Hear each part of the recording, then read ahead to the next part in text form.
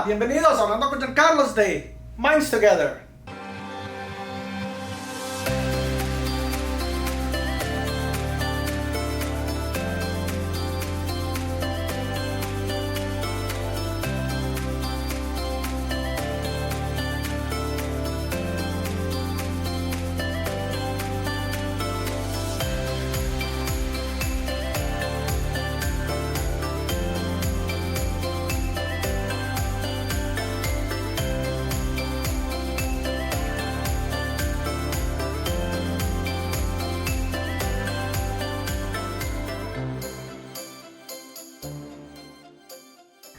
Hoy en Hablando con Giancarlos hablaremos acerca de los desórdenes de personalidad del grupo A, los cuales se caracterizan por comportamientos excéntricos, desapego emocional y desconfianza. Dentro de este grupo encontramos al paranoide, esquizoide y esquizotípico.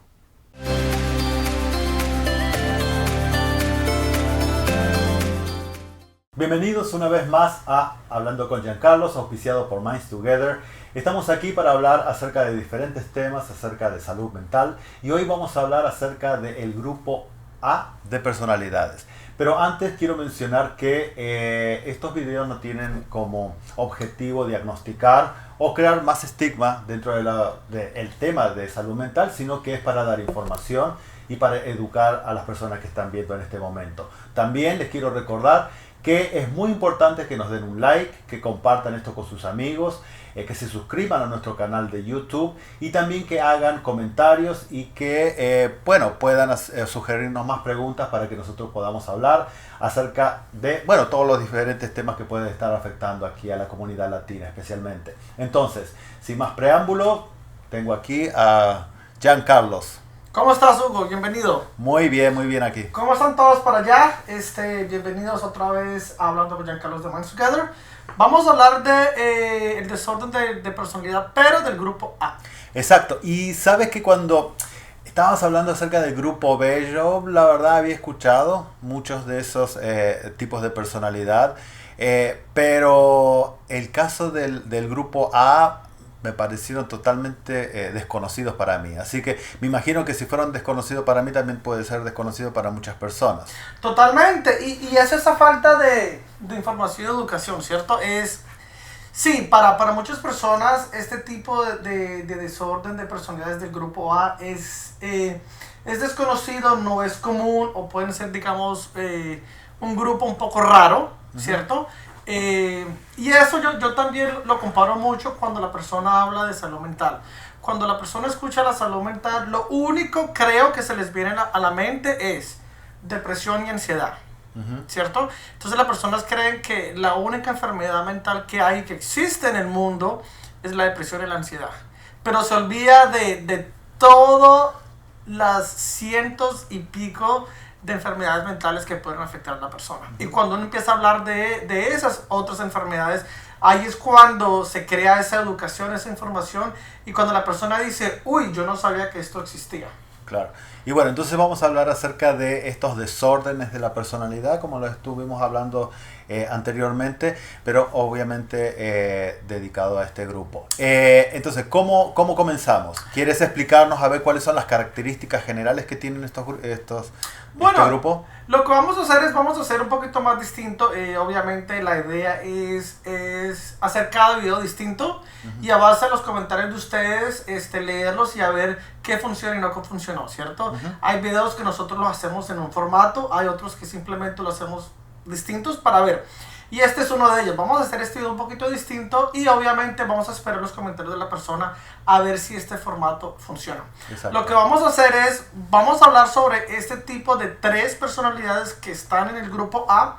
Voy a escribir y voy a describir, digamos, su definición, como hacemos, sus características, y vamos a dejar sus causas y sus tratamientos al final. Exacto. Y obviamente les voy a explicar el porqué. Exacto. Bueno, entonces vamos a comenzar hablando acerca del primero. Vale, entonces en este grupo de personalidad del grupo A hay 3 diferentes personalidades. Está la personalidad paranoide, la personalidad esquizoide y la personalidad esquizotípica. Uy, lo dije bien, listo. Entonces, obviamente las voy a definir, ¿cierto? Entonces, de acuerdo al Manual Estadístico y Diagnóstico de la Salud Mental en su versión 5, que ese va a ser, digamos, nuestra base de definir, porque es donde todos los terapeutas y psiquiatras y los psicólogos nos regimos, ¿cierto? Ese es el manual donde nosotros vemos el patrón de síntomas y patrón de características y comportamientos para poder dar un diagnóstico. Exacto. Entonces, el manual, en su volumen número 5, dice que la personalidad paranoide es un patrón que se caracteriza por la desconfianza y suspicacia intensa frente a las demás personas, que esto afecta a la persona en su entorno personal, social y laboral. ¿Qué quiere decir eso?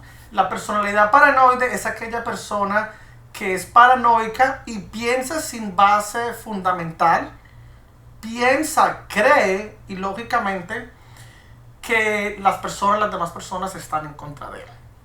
Eso es básicamente, es una persona que es muy desconfiada, es una persona que realmente piensa de que el gobierno, la televisión, el correo, tú, yo, los que están allá, mis amigos, mis parejas, están conspirando en contra mía. Entonces yo me vuelvo muy paranoico y para yo protegerme de eso, me voy a aislar de todo el mundo.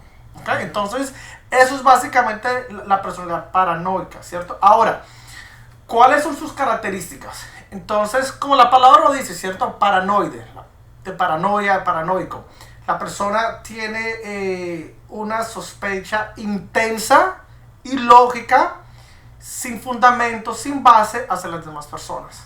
Entonces, esa persona que de pronto está en el tren, ¿cierto? Está en el tren y está mirando a todo el mundo y está sospechoso de todo el mundo. Hay alguien aquí que me quiere hacer daño, hay alguien aquí que me quiere hablar, hay alguien aquí que no me quiere, hay alguien aquí. Entonces siempre piensan de que las demás personas le quieren hacer daño. Entonces es muy sospechoso. Esa desconfianza está basada, por ejemplo, en el daño que te puede producir otras personas. No es que, digamos, yo pienso algo bueno de alguien, sino que más Pero bien... eso está en alguna de las causas. ¿Oh, sí? Oh, Entonces ok. Pero, entonces sí... O sea, las causas es básicamente que genera la característica. Exacto. Ok, entonces pero estamos hablando de las características. Está bien, no me dejes ir de tema. No, para nada. Entonces, el paranoide, una es la falta de confianza. Ajá. La sospecha intensa y lógica hacia las demás personas. Tiene también ese sentimiento de preocupación sin base, de lealtad. Okay. Entonces piensa de que nadie es leal con él. Entonces, si yo pienso y siento de que tú no eres leal conmigo, entonces yo no te voy a contar mis cosas. Claro. Lo que me pasa, porque pienso que si yo te cuento a ti algo lo que me pasa, tú vas a utilizar eso en mi contra. Se lo vas a decir al gobierno, se lo vas a decir a un juez, se lo vas a decir a donde yo trabajo. Entonces, si yo te tengo desconfianza porque creo que tú me vas a hacer daño, entonces yo no me voy a hacer amigo tuyo. Claro. Que es entonces también, tiene desconfianza con sus amistades, con sus familiares, hasta con sus propias parejas, ¿cierto? Excesiva e ilógica, sin base ni fundamento. Por eso es un desorden, ¿cierto? Y ese desorden, esas características, entonces afecta a la persona. Porque si yo no confío en una pareja, entonces no voy a tener pareja. Si yo no confío en mis amistades, entonces no voy a tener amigos. Si yo no confío en un familiar, entonces no voy a tener comunicación con mis amigos o con mis familiares, ¿cierto? Si yo estoy en un trabajo y yo estoy ejerciendo mi trabajo y yo creo que los trabajadores están viendo cómo yo hago mi trabajo para quitarme el trabajo, entonces no voy a trabajar. Y cuando tú vas a ver, esta persona que sufre de esta condición paranoide es una persona que se aísla socialmente, ¿cierto? Entonces dice, el mundo exterior es malo, es dañino, el mundo exterior está en contra de mí. Y para no enfrentarme al mundo, entonces mejor me voy a encerrar en mi cuarto, en mi apartamento. Y hay casos que personas que viven encerrados en sus apartamentos por años, ¿cierto? Que esto obviamente se profundizó más durante la pandemia del COVID-19, ¿cierto? Porque hay miedo afuera, sí, hay un miedo real, pero entonces la persona piensa, si yo salgo me voy a infectar del COVID, mejor me quedo aquí, ¿cierto? Entonces ahí eso lo profundizó mucho más. También la persona obviamente sospecha de su pareja, sus relaciones íntimas, tiene ese rencor persistente, ¿cierto? Ese rencor lo guarda y lo lleva consigo y lo arrastra. Y siempre va a recordar, no, tú me engañaste, tú me hiciste eso hace 5 años, entonces no voy a creer en ti. Entonces son personas que obviamente no perdonan, no dan segunda o tercera oportunidades. Ahora, esta característica de la falta de confianza tiene que ver solamente con, por ejemplo, las relaciones con otros individuos, las relaciones así interpersonales, o también puede ser sobre cosas, porque por ejemplo uno usa muchas veces las palabras no seas paranoico, pero no se está refiriendo a una persona, sino se está refiriendo a una cosa, como por ejemplo, no sé, alguien dice estoy sintiendo un síntoma y creo que es esto, y sigues, por más que lo diagnostiquen de que no tiene nada, igual sigue pensando de que sí lo tiene. Claro. Entonces la gente normalmente le dice, no seas paranoico. O sea, ¿tiene algo que ver en esto o solamente se utiliza en forma así? Mira, yo creo que lo estábamos también comentando antes de hacer este tema. Hay dos cosas que irónicamente son muy paralelas a la salud mental. Uno es lo que tú estabas diciendo. Muchas personas tienen esos términos de salud mental. Ay, este es bipolar. Ay, este es súper ansioso. Ay, este es paranoico, ¿cierto? Claro. Ay, este siempre es depresivo. Muchas personas son muy fáciles en tirar estos términos. Ay, eso fue que lo abusaron. Ay, ese es que tiene un trauma. Ay, ese es tan traumático. O sea, todos diagnosticamos. Todas las personas diagnostican a todo el mundo. Sí. Pero entonces aquí para mí como profesional pasan dos cosas. Número uno, cuando tiramos esos términos así, no somos sensibles, porque realmente hay personas que sí son depresivas, sí hay personas bipolares, sí hay personas que han pasado por algún trauma, sí hay personas traumáticas, sí hay personas esquizofrénicas diagnosticadas. Eso es número uno. Número dos, estamos también como minimizando la condición de esa persona, ¿cierto? Y número tres, la persona siente de que su condición es simplemente un chiste. Porque no es lo mismo decir, un ejemplo, Hugo el paranoico, a decir Hugo sufre de una personalidad paranoide. Claro.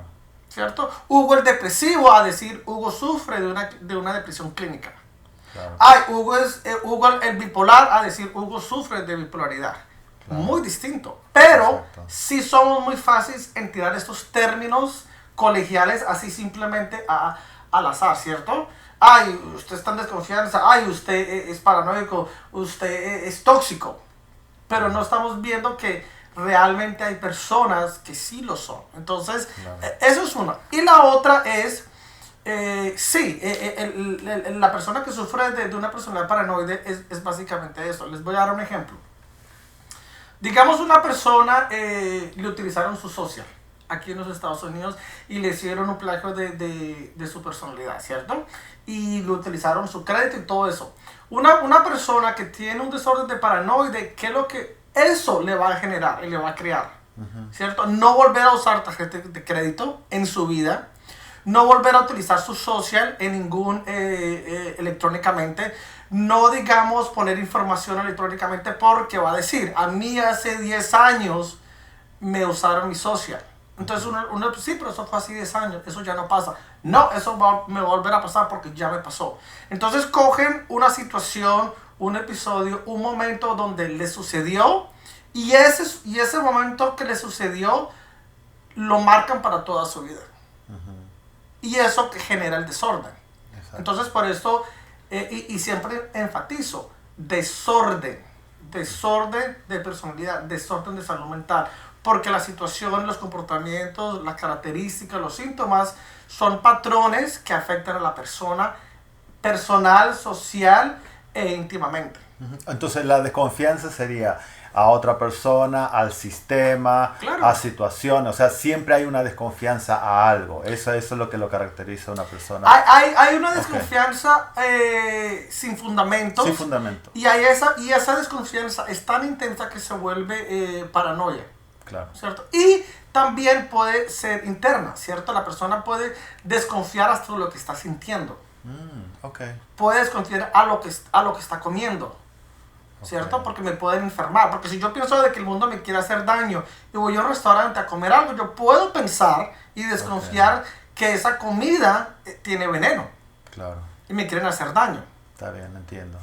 ¿Cierto? Entonces, esto se lo llevan alrededor a todos los ámbitos. Y obviamente afecta a la persona. Porque entonces yo no le puedo decir a alguien que tiene una persona paranoide, oye, vamos a comer a este restaurante de tal, ¿cierto? Claro. Entonces él me va a decir, no, porque es que yo comí ahí hace 10 años y me enfermé. Sí, pero eso fue de años. No. Yo allá no vuelvo porque ellos cocinan mal, pero fue hace 10 años. Entonces, que una persona que no tiene ese desorden le cuesta entender eso. De decir, sí, pero eso fue hace 15 años. O sea, Claro. ¿todavía piensas de que te van a hacer daño? Sí. Claro. Pero ellos lo hacen en toda su vida. Perfecto. Bueno, entonces ese es uno. ¿Cuál es el próximo? El próximo es el desorden de personalidad esquizoide. Y obviamente en la misma definición, de acuerdo al manual estadístico en su volumen número 5, ellos dicen que esto se caracteriza por un patrón dominante de desapego en las relaciones íntimas, interpersonales, y hay un desbalance o un desapego emocional. Entonces, aquí palabras muy claves, ¿cierto? Es un patrón dominante de desapego en las relaciones interpersonales y una desmotivación o un desapego emocional. Entonces, ahí ya te está diciendo algo. Son personas que realmente no quieren o no tienen la capacidad de tener una relación afectiva o un apego emocional. Todavía sigue siendo difícil de entender. Me gustaría, por ejemplo, escuchar un ejemplo. Bueno, antes de un ejemplo, vamos a darte las características, a ver si de pronto se hace más fácil. Está bien, perfecto. Una de las características más comunes, la persona no disfruta o no le ve motivación tener relaciones íntimas, estar en pareja, ¿cierto? Porque eso es mucho esfuerzo. ¿Cierto? Porque son personas que de pronto dicen, ¿para qué meterme en una relación, conocer a alguien, tener tiempo si al final se va a terminar o me van a engañar? Eso es mucho esfuerzo. Y después yo quedo sola, estoy sufriendo y tengo que pasar este duelo y después volver a conocer a alguien. Entonces yo dicen, uy, no, qué pereza. Está bien. Eso es mucho esfuerzo. Entonces son personas que no disfrutan tener relaciones íntimas.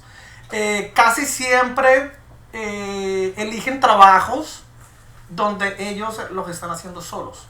Entonces es muy típico, es decir, por ejemplo, mi trabajo como terapeuta no es un trabajo solo. Yo tengo que comunicarme con muchas personas. Pero de pronto puedo tener a un empleado que es la persona que hace la contabilidad. Claro. ¿Cierto? Y la persona está atrás, sola, tranquilita a las 8 o 10 horas. Entonces es así, ellos buscan trabajos o actividades donde son actividades o trabajos solitarios, donde no tienen que hablar ni estar intercambiando con nadie. Claro. ¿Okay? Que obviamente esta característica debido al COVID-19, pues todo el mundo empezó a trabajar desde casa. Claro. Entonces esa persona de pronto feliz.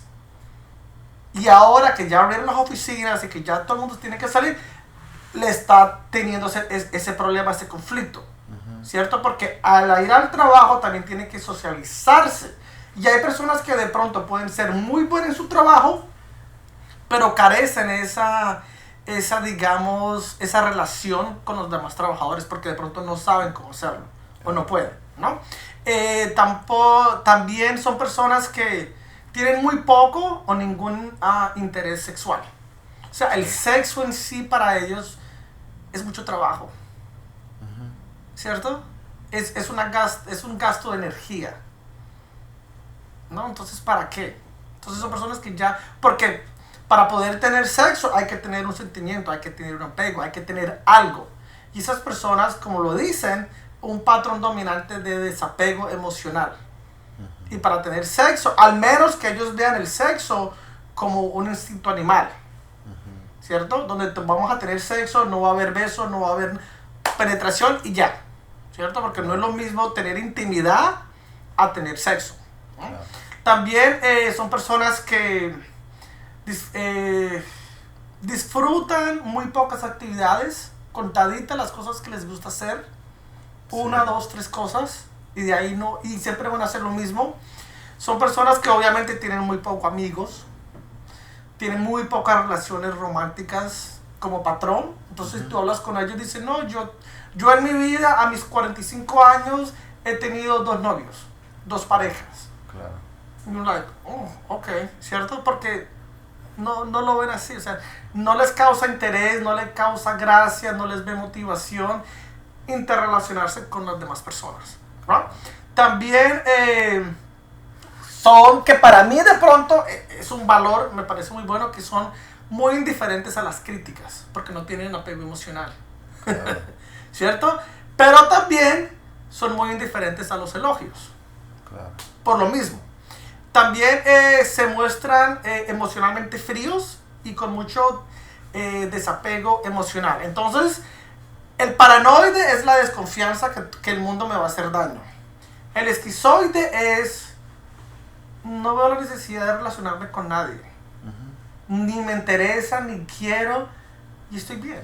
O sea, porque ese obviamente representa lo que tú dices, el desapego emocional. Y entonces todo lo que es relaciones de cualquier tipo son indiferentes, innecesarias. Claro. Y ahí entra lo que estábamos hablando, la parte íntima, la parte de trabajo. Con mascotas. Exacto. No tienen mascotas porque para qué tener, okay. Porque el perrito, mi mascota, se va a morir. Y para pasar ese dolor que se me murió, mejor no lo tengo. Claro. Porque para ellos dicen, prefiero no pegarme a sentir el dolor que causa. Ajá. A pegarme emocionalmente a alguien. O sea, eso quiere decir que en algún momento sí tenían apego y algo hizo de que el apego lo cortaran y, okay. Y dijeron no más. Otra vez, no me quiero adelantar a las causas. Pero entonces, ¿cuál es el que sigue? El que sigue es la personalidad de desorden esquizotípica. Y ese siempre tengo un problema en decirlo. Esquizotípica. Esto nuevamente, de acuerdo al manual diagnóstico, y sí voy a ser aburridor en decirlo, es el manual de diagnóstico y estadístico en su versión número 5. Estos son patrones dominantes de deficiencias sociales e interpersonales que generan un malestar muy severo en la persona. Y también tienen muy poca capacidad para elaborar sus pensamientos, sus ideas, y tienen comportamientos, digamos, excéntricos. Entonces, estos son los que muchas personas dicen, oye, está mal tan raro. Ajá. ¿Cierto? Está mal, se comporta tan raro. Sí. Este es el esquizotípico, ¿cierto? Que es donde volvemos a hablar. Esquizotípica, esquizoide. Uy, suena como esquizofrenia. ¿Right? Y si tú ves a una persona que sufre del desorden mental de esquizofrenia, tiene muchos de esos mismos patrones. Hasta el paranoide. Porque el esquizofrénico es muy paranoico. ¿Cierto? El esquizofrénico también no habla con nadie. También es muy Entonces, muchos de esos patrones del grupo A es muy consistente también con los desórdenes mentales de la esquizofrenia. Y los relacionados a la psicosis y a los de paranoia. Ahora, o sea, la esquizofrenia es, es un desorden mental. Correcto. Okay. Y la esquizotípica y esquizoide y paranoide es un desorden de personalidad. Okay. Porque son caracteres. Ahora, ¿cuáles son las características de un desorden de personalidad esquizotípica? Obviamente, entonces estamos hablando... Tienen ideas de referencias, o sea, tienen ideas imaginarias, ¿cierto? Que tiene mucho que ver también con la esquizofrenia. Entonces, esto no quiere decir de que tienen psicosis o de que tienen, digamos, ideas que están escuchando o están viendo voces, ¿cierto? Entonces, ellos tienen ideas de referencia, o sea, todo es muy referente para ellos. También creen que tienen poderes, creen que curan, creen que te pueden leer la mente, creen que yo lo sé todo si yo te miro, ¿cierto? Tengo poderes mágicos, ¿cierto? Sí. Y las personas, uy, ¿cierto? Entonces por eso se dice, ¿cierto? Sus ideas, su forma cognitiva como que no está ahí, ¿cierto? También tienen muchas ilusiones corporales, piensan que su cuerpo aguanta más de lo que puede aguantar, muchos piensan que puede volar, muchos piensan que su cuerpo es único y es el más poderoso y el más fuerte que todos. Tienen ideas paranoides, obviamente, todo el mundo me está siguiendo, todo el mundo me quiere hacer daño, entonces tengo que cuidarme, pero a mí nadie me va a hacer daño porque yo soy el más fuerte y como yo puedo leer la mente, entonces yo sé quién me está haciendo daño. ¿Sí? Es como el patroncito, como va a ir. Claro. También su afecto es limitado, o sea, ellos no pueden decir, wow, esto me causó dolor, sino que me hiciste daño, y no pueden profundizar sus sentimientos emotivos, no pueden expresar sus sentimientos emotivos de una forma regular. Todo es como muy en vano, así. Claro. ¿Cierto? También tienen comportamientos excéntricos. Entonces muchas palabras dicen, uy, pero ¿cómo así excéntrico? ¿Qué significa eso? Ese es la típica persona que, digamos, estamos en verano, sí. El clima está a 95 grados, está súper caliente, estamos en el tren, todo el mundo anda con su camisa, con su camiseta, con sus shorts, pero hay esta persona que tiene su chaqueta de cuero, su bufanda, sus guantes, sus pantalones y sus botas. Entonces todo el mundo dice, bueno, aquí alguien no cuadra. Claro. ¿Cierto? Porque todos estamos en la playa o en el verano y este está vestido de una manera como que, uff, ¿cierto? Pero eso también puede ser muy cultural. Claro. ¿Cierto? Cuando vamos a la playa, por ejemplo, las mujeres musulmanas, ¿cierto? No pueden... Sí, no, claro. A comparación de las mujeres de acá, que están en vestido de baño. Entonces, pero si lo vemos así, hay alguien aquí no cuadra. O sea, estamos en la playa, mucho calor, y estás vestido así como que... Claro. Pero esto es un patrón consistente. No es solo de ir a la playa, es consistente. Claro. Yeah. También falta de amigos, solitarios, actividades mínimas, actividades solitarias, y tienen mucha ansiedad social. No pueden estar en grupos, les causan mucha ansiedad porque están pensando primero la paranoia, no sé cómo hablar, no sé qué decir, no sé cómo sentirme, qué hago, qué no hago aquí, mejor evito todo esto. Entonces todos esos patrones, vuelvo y repito, afecta a la persona personal, social y laboral. Exacto. La verdad que estoy como muy ansioso por la segunda parte, que es saber acerca de las causas y el tratamiento, obviamente. Pero para eso lo que vamos a hacer es una pequeña pausa y volvemos para hablar acerca de eso. Dale, una pausita y ya volvemos.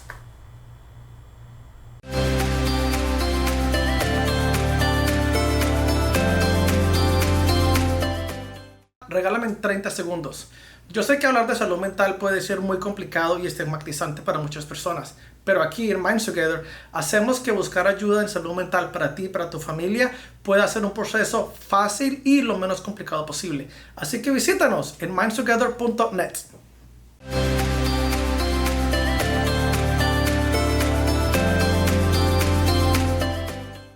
Bueno, estamos de regreso para seguir hablando acerca de los trastornos de personalidad del tipo A. Y bueno, teníamos un montón de preguntas, pero antes quería recordarte de que las personas que están viendo este video pueden mandarnos comentarios, hacernos recomendaciones. Y de hecho, Rogelio, Rogelio nos ha mandado un saludo. Gracias, Rogelio, por tu mensaje. Vamos a tocar ese tema. Bueno, disculpa, ahí estaba hablando con precisamente estaba leyendo el comentario de Rogelio que sí les gustó los videos que estamos haciendo y nos pidió un tema en específico que ya se lo prometí a él que lo vamos a hacer. Exactamente, así que síganos viendo. Entonces, ahora vamos a hablar acerca de las causas, que estoy bien intrigado acerca de eso. Es que el inglés. Claro. Mira, las causas de estos tipos de personalidad, obviamente aquí sí yo creo que me voy a tirar más al lado de la vulnerabilidad biológica. Aquí sí me voy a ir más al enfoque de la parte química, de la parte biológica, de la parte de la genética, ¿cierto? Porque estamos hablando muchas cosas que realmente no están en base a la realidad.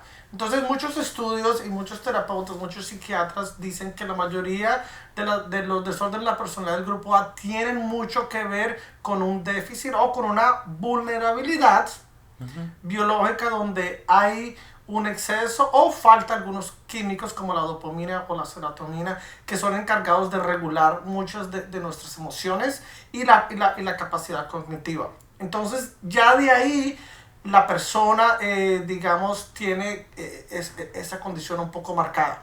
Obviamente, dependiendo del entorno familiar y social donde la persona crece, también depende si los padres pudieron notar estas señales rojas en sus hijos desde muy temprana edad.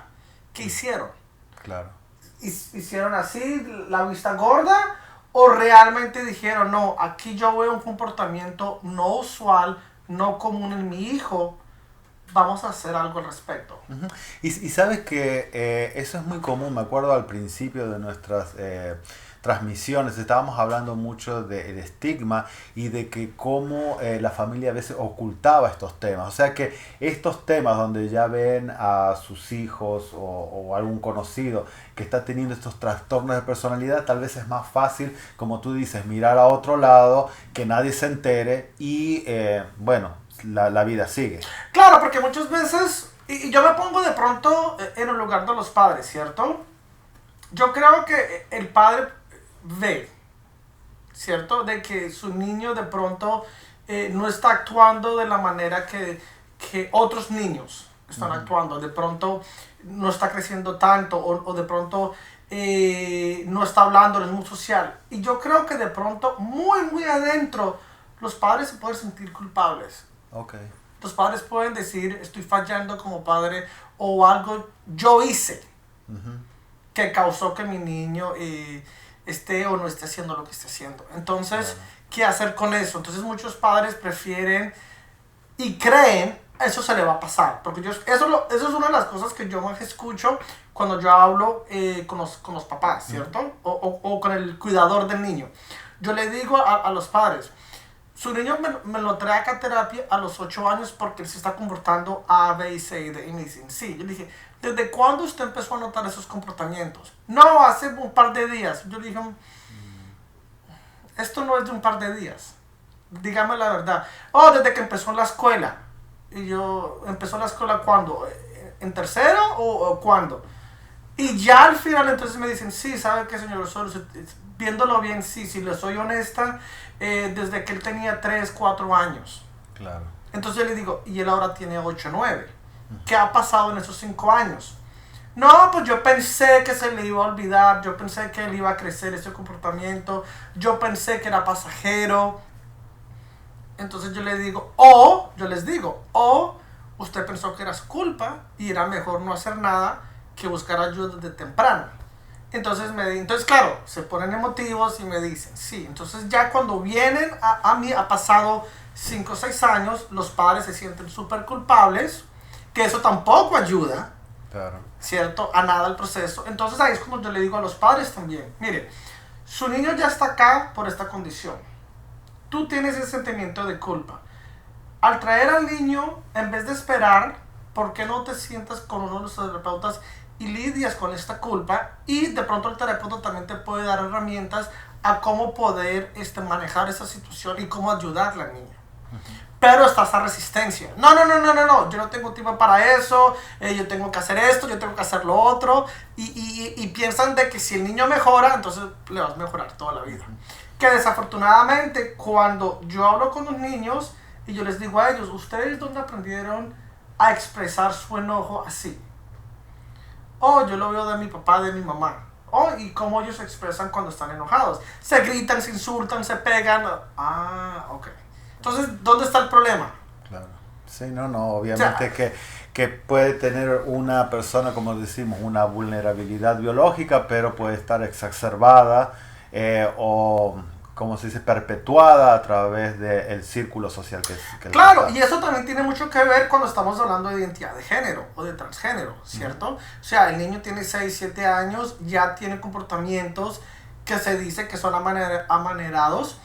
Los padres no hacen nada y bien mal, lo que los padres tratan de hacer es reprimir ese comportamiento del niño y pretender de que va a cambiar. ¿cierto?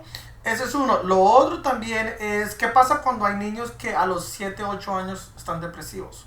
Claro. Y cuando menos van a ver, son esos mismos niños a los 12 años se suicidan. Y los padres dicen, es que yo nunca me di cuenta. Claro. Yo creo que sí se dieron cuenta. Pero bueno, también está el tema de la negación. Pero ahí digamos Correcto. que, volviendo al tema del grupo A, entonces, ¿cuáles son las otras señales? Además de las causas que tú estabas diciendo que son la vulnerabilidad biológica, ¿qué otras causas más puede haber? También, mira, tiene mucho que ver cuando alguna de las causas, cómo el niño observa cómo sus padres lidiaron ciertos comportamientos. Es decir, hay un matrimonio, mamá, papá, el niño, se separan. El niño ve cómo la mamá reacciona. Si la mamá dice, yo no me vuelvo a enamorar, ¿para qué? Mi hijo no haga eso, no crea en nadie, todos los hombres son iguales, yo no creo que usted sea igual a su papá. Porque ¿cuántas veces? Ha pasado. Exacto. Y ahí le digo a los padres, ¿cuántas veces usted le ha dicho a sus hijos, usted es igualito a su papá, usted es igualita a su mamá? Y eso lo que genera obviamente es el desapego, ¿verdad? Estábamos hablando que era una de las características de este grupo, que era el desapego y la emocional. desconfianza. Y la desconfianza. Entonces ahí estamos iniciando ese patrón. Ahí se está ¿no? maquinando esa telaraña. Claro.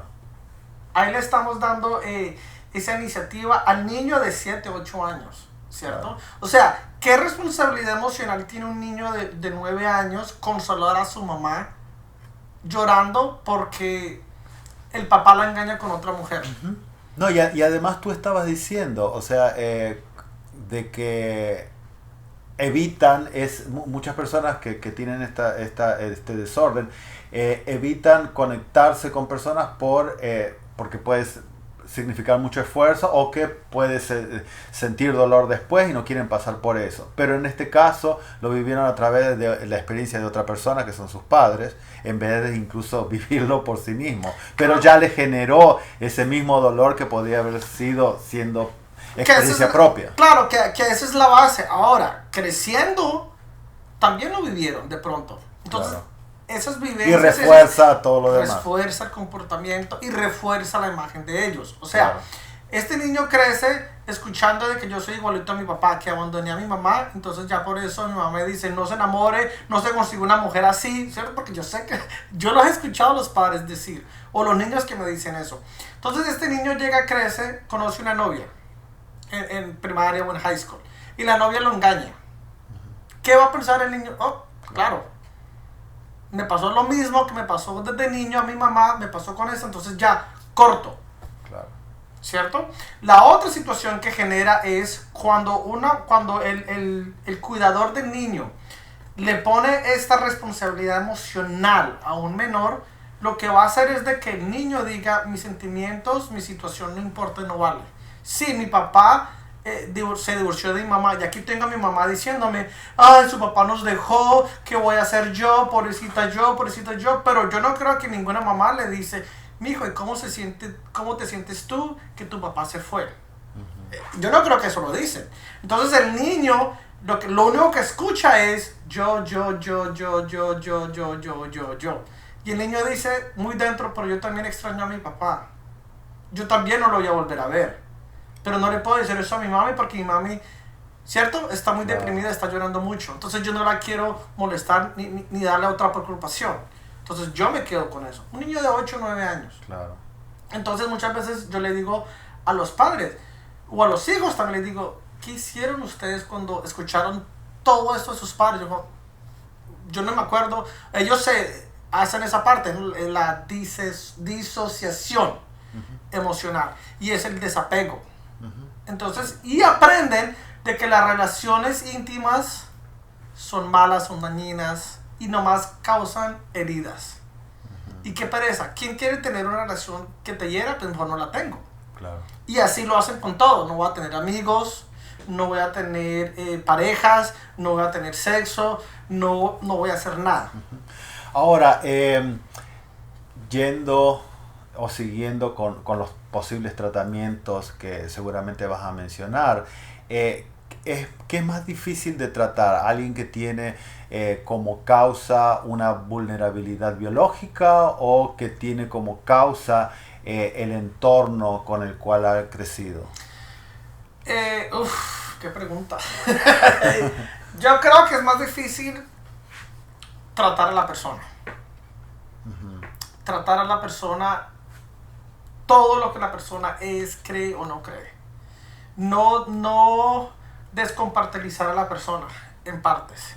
Okay. Porque la persona es la vulnerabilidad biológica, la persona es el trauma, la persona es lo que sufrió en su entorno familiar, la persona es lo que cree, la persona es lo que él cree que valora, sus principios, y la persona es sus experiencias. Claro. La situación que hace más difícil es si tú crees por 20 años que tu mamá hizo un buen trabajo contigo y que venga un terapeuta y diga, tu mamá la embarró contigo desde chiquitico. Claro. O sea, eso es quitar todo lo que tú tienes, esa imagen de tus padres en un pedestal. Claro. Y volvemos a lo mismo, ese conflicto que siempre digo. Yo cómo voy a quitar de un pedestal a mi madre y la voy a poner acá, cuando cultural, religiosamente y las instituciones que nos dicen, honra a tus padres y a tu madre sobre todas las cosas, bla, bla, bla, ¿cierto? Entonces, ahí está el conflicto. Y por eso, cambiar un comportamiento, cambiar un patrón, no es cuestión de 3 meses ni 6 meses. No. O sea, yo he escuchado a muchas personas que dicen, uy, estoy en terapia o estoy en mi proceso de cambiar 6 meses y ya me curé y ya estoy mejor. Hablemos cuando tú has hecho un proceso terapéutico 3 años, 5 años, 6 años. Ahí sí podemos hablar patrones nuevos, ideal. Pero 3 meses, 6 meses, 5 meses, apenas uno está conociendo toda la situación. Wow. Entonces, ¿cuáles son los consejos para alguien que puede sentirse tal vez identificado con algunas de las características que has mencionado? Mira, los tratamientos aquí es obviamente, porque mucho de eso tiene que ver con situaciones cognitivas y de comportamientos, es obviamente medicamentos, porque la mayoría de esos desórdenes van muy en relación a la esquizofrenia. Entonces, obviamente, medicamentos para bajar esos niveles de ansiedad, de estrés, de paranoia, ¿cierto? De esos pensamientos ilógicos, esas ideas de referencias, esos comportamientos excéntricos. Entonces, todo eso ayuda mucho la medicina. Y obviamente está la terapia. Aquí sí yo me iría más terapia grupal. Me iría más a terapia grupal. ¿Por qué? Porque a estas mismas personas les gusta hacer actividades solas.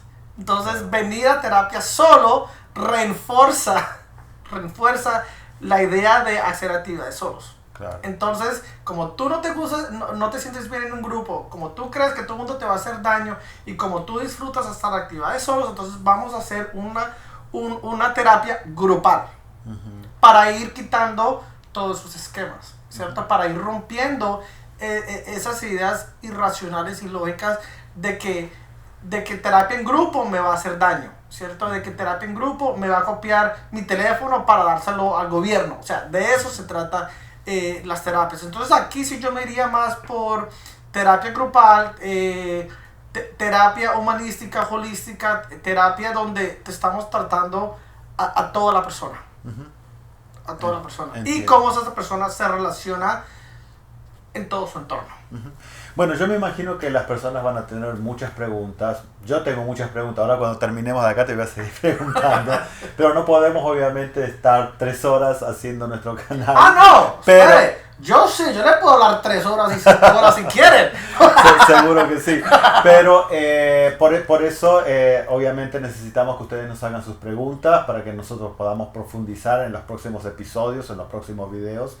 Pero bueno, por ahora yo creo que como a nivel educativo e informativo me parece súper valioso porque inicia el diálogo e inicia una conversación para aquellos que por ahí sienten algo similar, parecido o tal cual has descrito.